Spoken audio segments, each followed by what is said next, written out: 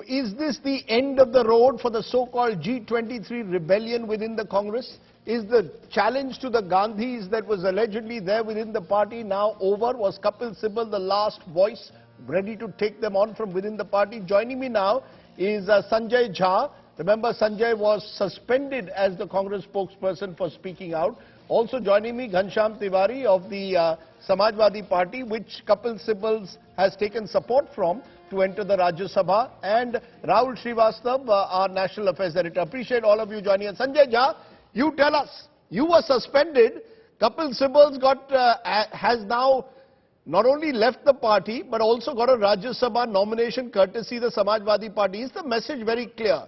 If you challenge the leadership of the Gandhis in any form in the Congress today, you have no place in the party. The G-23 and the voices of rebellion are now over, finished. Well, Rajdeep, I cannot deny that Mr. Sibal was the linchpin who basically tried to get people together to demand organizational reforms and some very drastic and dramatic changes that he felt that the Congress party needed. And all of us, I think, agreed with that stance. I have been equally publicly vocal about it. As far as Mr. Sibal's departure today is concerned, I think it's a loss of a very formidable asset for the Congress. You have already interviewed him. I heard the interview. And I think Mr. Sibal, in my experience with him, has ideological commitment to the Congress's values of liberalism and secularism and an inclusive democracy. The message for the Congress actually, Rajdeep, is pretty unambiguous actually. Losing elections is bad, but losing good people is worse. And I do believe that the Congress leadership needs to stem this decline. These leakages cannot be, an uninterrupted outflow going on from the party. And I get disappointed when I hear people come on TV screens and say, it's okay, so what? Some people come, some people go. Because the truth, Rajdeep, is that ultimately political organizations are not some abstract, kind of terminology. They are actually made by the people who run them. But the flip side, Sanjay Jha, would be that you can't be in a political party, target the leadership day in and day out in public fora, and then expect eventually the party to reward you. So either you go full-fledged with the rebellion and split the Congress party, or you stay within and accept where you stand. I mean, in the past, in the 60s and 70s, when leaders had problems with Indira Gandhi, for example, if Indira Gandhi had a problem with the established leadership, they split the party.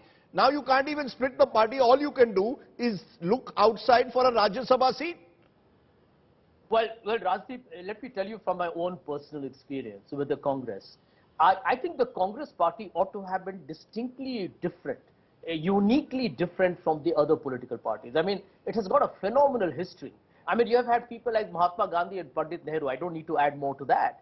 For the party today to not be able to encourage what I call as a constructive feedback, or let's enlarge that to even, let's say, strong criticism. If you can't stomach that, you, frankly speaking, are missing the plot. And that's exactly what's happening to the Congress. I would have said, actually, why can't you do it in internal fora? Which political party allows you in India to do it publicly? This is not the Westminster democracy of Britain. In India, you've got to do it behind closed doors.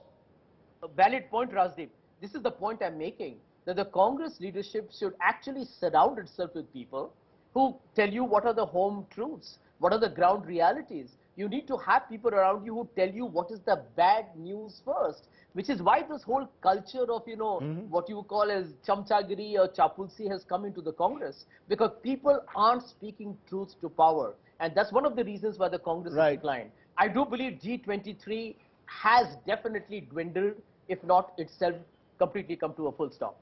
Many of the G-23 members have simply been accommodated by the Congress in various groups, but the chamchagiri culture, as you call it, is part of the problem you're saying. It exists in every party. It's not as if the Congress is unusual in that respect. But Ghanshyam Tiwari, you have gladly accepted Kapil Sibal in a way. What's the message that you're sending out?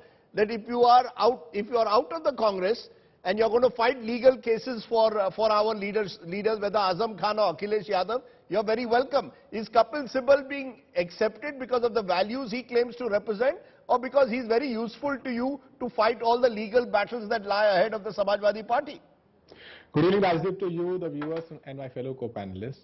You look at a basic Wikipedia search on Kapil Sibal's resume. Minister of Communications and Information Technology, Minister of HRD. He was the one who introduced IIT JEE pattern. Minister of Science and Technology, Minister of Earth Sciences. These were the portfolio of charges he led for India in the government. And you compare him with the people who are leading these charges right now. He hands down is a better individual in terms of training, knowledge, as well as performance to the people who are leading these departments in BJP itself. And this is what Samajwadi Party believes in. This is a time when the nation wants opposition parties to build an alternative. That alternative doesn't build on studios and simple ideas. It builds on people who have the credibility to stand up and say that India must stand for thought leadership, for knowledge, and must stand on the shoulders of those No, who no. have So are you talking about? Are you saying that Mr. Sibal is the first step towards anyone disillusioned with the present Congress leadership has a space in the sort of non-BJP opposition? Is that what you're saying? I'm saying that opposition parties across the country must look at the fact that India is being dumbed down by people like Ajay Mishra being a Minister of State for Home, and people who have no performance or background to prove of their public standing, becoming ministers and Rajya Sabha members as part of BJP. Whereas on the other side, you have people who have decades of experience and performance, knowledge, thought leadership, working for India. And if opposition parties, whether it and is also argue for you in court. And also argue for you in court. Everyone has a profession, and at a time when the Indian democracy is getting attacked, the citizens' rights are being snatched away. You look at any institution in the Indian democracy, right. It is under threat. At a time, people like Kapil Sibal don't argue for one person in the court. They argue for betterment of and security of Indian democracy and our institutions. Okay. So it's a great thing that there are people of his stature who are standing and arguing for the country. Let me bring in Rahul Shrivastava. Rahul Shrivastava makes sense of this. Hardik Patel leaves the Congress and is likely to join the BJP because there are elections in Gujarat, and he believes that the present Congress is unlikely to win there in Gujarat. Sunil Jakhar leaves because he feels he was treated shabbily and not given the chief ministership of Punjab.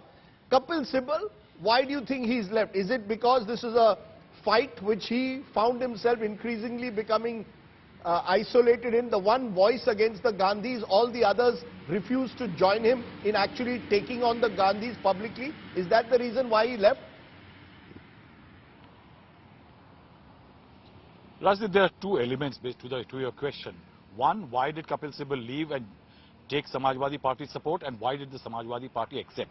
The first part, you see, when the G-23 initially started, it started well. But one expected, as you said, either rebel, split the party, do something drastic and achieve what you really wanted. In politics, there is no charitable rebellion. And I think the G-23 initially seemed to be trying to negotiate with more decks in its favor, means on its own terms, while the Congress High Command was on the back foot. But if you see over the last few months what has happened, or last 1 year what has happened, somebody like Ashok Gehlot on the day of the Chintan Baitak batted for Rahul Gandhi. He didn't bat for G-23 or anybody. He made it very clear he's not there because he wants to serve out his term, doesn't want any troubles with the High Command. Now, in that, the isolation that the High Command could create for G-23 was very clear. The terms of negotiation were being controlled now by the High Command than the G-23. But that's because none of these that's because Sibal, who was a very vocal voice, that's because Rahul Shrivastava, none of these G-23 members are mass leaders. That's because none of these G-23 leaders are mass leaders, so they can't take on the Gandhis. That's their limitation. Yes, Rajdeep, they were not mass leaders. That is why it was easier for a weakened High Command to take over the terms of negotiation. Now, what is more interesting is that for the whole day, everybody is talking about the fact that Kapil Sibal goes for a Rajya Sabha seat. Samajwadi Party accepts him because of some court cases. That's true to a certain extent. Rajdeep, the fact is that in Samajwadi Party, suddenly there are voices that the man who said zero loss for the 2G spectrum is actually brings zero gain to Samajwadi Party. That zero loss, zero gain element is being talked about. But the fact is, out of the 11 seats going to election in Rajya Sabha in UP, Samajwadi Party is certain to win 3 of them with 125 odd seats. Now, 1 seat has been given to Javed Ali. Now, Javed Ali is an ex-RS Rajya Sabha man. The Samajwadi Party had to give him a ticket because Samajwadi Party fielded 64 Muslim candidates, 50% almost strike rate, 31 of them won a Samajwadi Party ticket. You had to accommodate 1 Muslim. Now the 3rd seat is open, either Dimple Yadav or Jain Chaudhary could come in. Why Kapil Sibal? Kapil Sibal, Rajdeep, it's not just that he will fight the cases. Yes, Azam Khan was a driving force. In 2017, he represented Akhilesh Yadav's battle for the party symbol in Supreme Court. But Rajdeep, we are living in a time when the Congress is diminishing. Every chief minister, every opposition leader is trying to create a space for himself in Delhi. A Praful Patel for Sharad Pawar, a Derek O'Brien for Mamta Banerjee, that strong presence in Delhi. And Akhilesh Yadav gets Kapil Sibal. Remember, Rajdeep, Kapil Sibal has a worldview and a political and national worldview which actually Samajwadi Party did not have in parliament or outside. And that's what he brings for Akhilesh Yadav. And that's perhaps the reason why Akhilesh has sacrificed 1 seat out of the 3 he's going to win. Although he can accommodate more people later, because by January there will be 3 more seats he'll be getting, and by 2027 he will have 9 more total. So that's not a problem. Accommodation of some people who might be disgruntled right now because Kapil Sibal has come in. My final word, therefore, from you, Sanjay Jha, is the real story this, that the Congress today has the Gandhis with their diminishing clout, but also has a party with leaders with diminishing mass appeal. So from both ends, at the end of the day, you've got no one within the G-23 who can take over the party, and the Gandhis themselves are in no position to challenge Narendra Modi and the BJP. Well, Rajdeep, the sum and substance of the answer is simple. Number one, the Congress Party definitely can't do without the Gandhis. That is an established fact. The problem is that the rest of the country is asking the Congress to reform itself and perhaps give them an alternative leadership. So there is a dichotomy between what the Congress wants and what the country is expecting from the Congress. Until the two reconcile, I think the party will be actually skating with both its feet on a banana peel. Okay, let's leave it there, gentlemen. Sanjay Jha, Ghanshyam, Tiwari and Rahul Shrivastava on a day of another high-profile exit from the Congress Party. Someone just sent me a message, why are all of you journalists obsessed with the Congress Party if you are writing our obituary on screen? That question and debate for another day. But for now, thank you all very much for joining me here on the News Today.